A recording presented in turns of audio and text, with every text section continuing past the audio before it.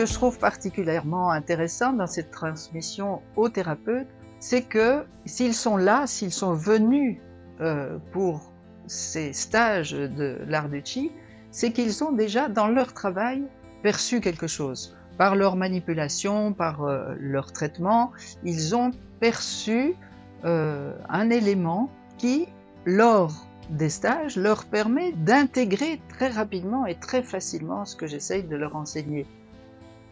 Le travail qu'on fait ici, effectivement, il permet de développer l'acuité, la perception à sentir le Qi, qu'on travaille avec ou pas. On est vraiment dans une société qui nous apprend pas à écouter nos sensations. Et moi, dans mes propres études, on m'en a jamais parlé non plus. Comme en tant que soignant, qu'est-ce qu'on fait de ces sensations en tant que soignant, alors qu'en fait, ça devrait être la base. Moi, je suis ostéopathe, donc ça m'a beaucoup aussi apporté dans ma palpation, mon écoute tissulaire, dans ma manière de contacter le patient. C'est cet apport de points d'ancrage, de points de stabilité qui me permet après de déployer les techniques adaptées avec plus d'assurance, je pense avec plus de pertinence. Je vais donner des solutions techniques pour transmettre le Qi. Et c'est au thérapeute lui-même à adapter ce travail qu'il fait sur lui-même pour pouvoir le transposer dans ses techniques à lui. C'est des choses qui ont vraiment imprégné ma pratique, alors avec des choses très simples, pour que la personne que j'accompagne, elle puisse aussi être à l'écoute de ce qu'elle sent elle. Petit à petit, ça a vraiment infusé dans ma pratique et dans ce que je peux proposer à mon cabinet. Ouais.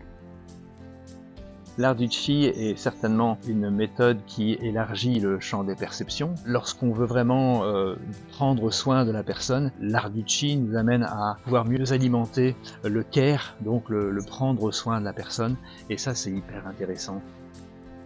Donc j'invite vivement tous les ostéopathes qui font de la biodynamique à venir faire ce stage.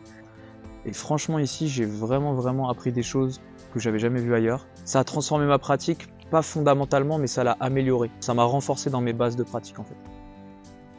Après mes stages de Tai Chi, les gens le reçoivent tout de suite. Il y a quelque chose qui se passe dans mes mains, sans qu'il y ait trop d'efforts non plus fournis de ma part. Les personnes qui reviennent ensuite me disent « mais c'est étrange parce que je n'ai pas encore fait grand-chose, j'ai fait ce stage, j'ai refait quelques exercices » et les patients me disent tout de suite « tiens, il y a quelque chose qui a changé dans ton travail ». La pratique du Tai Chi m'a aidé à développer ma présence, à m'aider aussi à régénérer mon énergie interne et à être beaucoup plus présente à mes patients. L'art du Qi, c'est aussi nous remettre au centre, quoi. Et la santé et la pratique, ça commence par soi, et pour être de bons thérapeutes, il faut déjà avoir de l'énergie à transmettre et à partager. Par le Qi, par le centre énergétique, réveiller chez le patient la volonté de vivre, la volonté de la santé.